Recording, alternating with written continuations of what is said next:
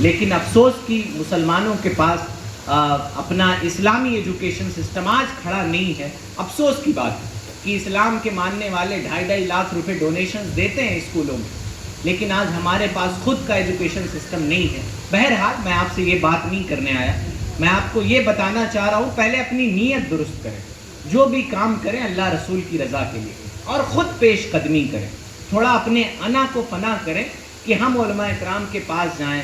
کبھی ہم کتنے سفر کرتے ہیں اپنی زندگی میں، آپ صبح سے شام تک کتنا بھاگا دوڑی کرتے ہیں.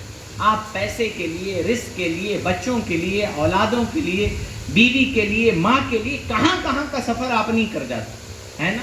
پھر تو یہ وہ مبارک سفر ہے کہ آپ 2 قدم بھی چلیں گے تو اللہ اجر عطا فرمائے.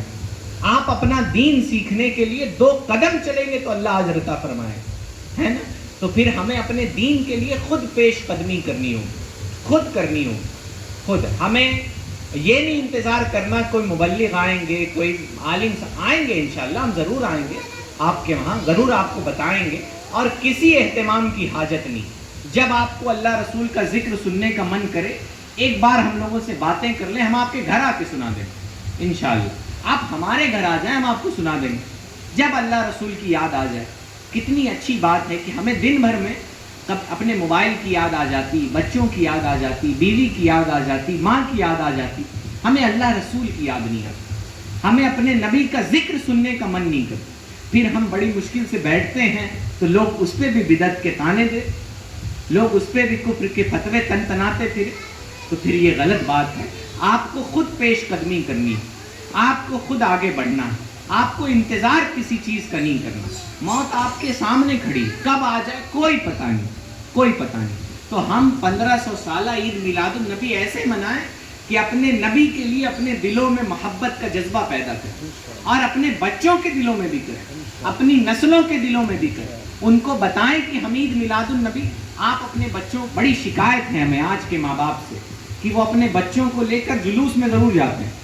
اب جلوس میں بچہ، میں یہ تو نہیں کہتا کہ جلوس حرام ہے، لیکن اگر جلوس میں خرافات کی جاتی تو وہ حرام ہے. میں کہہ رہا ہوں ہڑدنگی کی جاتی تو وہ حرام ہے، وہ غلط ہے. ایسے جلوس نہ دکھائیے اپنے بچوں. پھر وہ کیا سمجھیں گے کہ نبی کے نام پہ اچھلا جاتا ہے.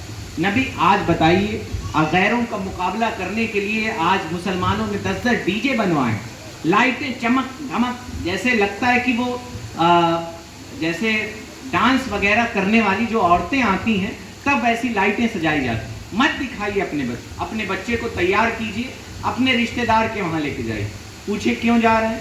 آج بیٹا عید میلاد النبی، ہمیں خالہ کے وہاں چلنا ہے، ہمیں پھوپھی کے وہاں چلنا ہے، اور ان کو عید میلاد النبی کی مبارکباد دینی. آپ کی حیثیت ہے، آپ مٹھائی خرید لیں، بچوں کے لیے چاکلیٹ خرید لیں، کچھ کتابیں خرید لیں، بہترین تحفہ کتاب، کچھ کتابیں خرید لیں اور جائیں، بچوں کے ہاتھ سے دلوائیں، بچوں سے کہلوائیں، کہو عید میلاد النبی مبارک. تو وہ بچہ جانے گا کہ ہمیں اپنے نبی کے آمد کا جشن کیسے منانا ہے، ہمیں اپنے نبی کے آمد کے آنے کی خوشی کیسے منانی.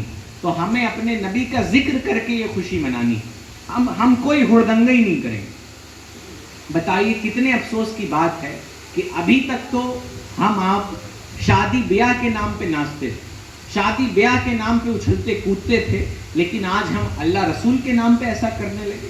کتنے افسوس کی بات. وہ امام حسین کے نام پر محرم میں کیا جائے یا ربیع النور شریف میں وہ جلوس محمدی کے نام پہ کیا جائے، یہ سب سخت بری چیز ہے. اپنے بچوں کو دور رکھیں، انہیں بتائیں ہاں آج عید میلاد النبی ہے، آج ہم اپنے رشتہ دار کے گھر چلیں گے، آج ہم کسی عالم صاحب سے ملنے چلیں گے، آج ہم امام صاحب کو تحفہ دینے چلیں گے.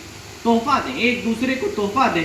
فرمایا نبی علیہ السلام نے کہ تحفہ دیا کرو کہ اس سے محبت بڑھتی. تحفہ دیں، کوئی ناراض ہے اسے منا لیں عید میلاد النبی پہ. ہمارے نبی علیہ السلام، میں آپ کو بتاؤں، اپنا دل بڑا کیجئے. ہمارے نبی نے اس حضرت ہندہ کو معاف کیا ہے جنہوں نے نبی علیہ السلام کے چچا، ان کو شہید کرنے کے بعد ان کی لاش کو پھاڑ کے ان کا کلیجہ چبایا تھا. ہمارے نبی نے ان کو معاف کیا. تو پھر ہم میلاد منانے کا دعویٰ کریں اور ہم اپنے رشتہ داروں کو معاف نہ کر پائیں، ہم اپنے دوست احباب کو معاف نہ کر پائیں. تو عید میلاد النبی کے موقع پہ آپ ان کے گھر جائیں جن سے آپ کی ترشی ہو گئی، جن سے آپ کی اور آپ کے رسول نے فرمایا اگر معافی مانگ لینے سے، اگر صلح کر لینے سے تمہاری عزت گھٹ جائے تو رسول فرماتے ہیں قیامت کے دن مجھ سے لے لیں۔ ہم اس کے دعوے دار نہیں، ہمارے پاس تو عزتوں کی ضمانت نہیں ہے۔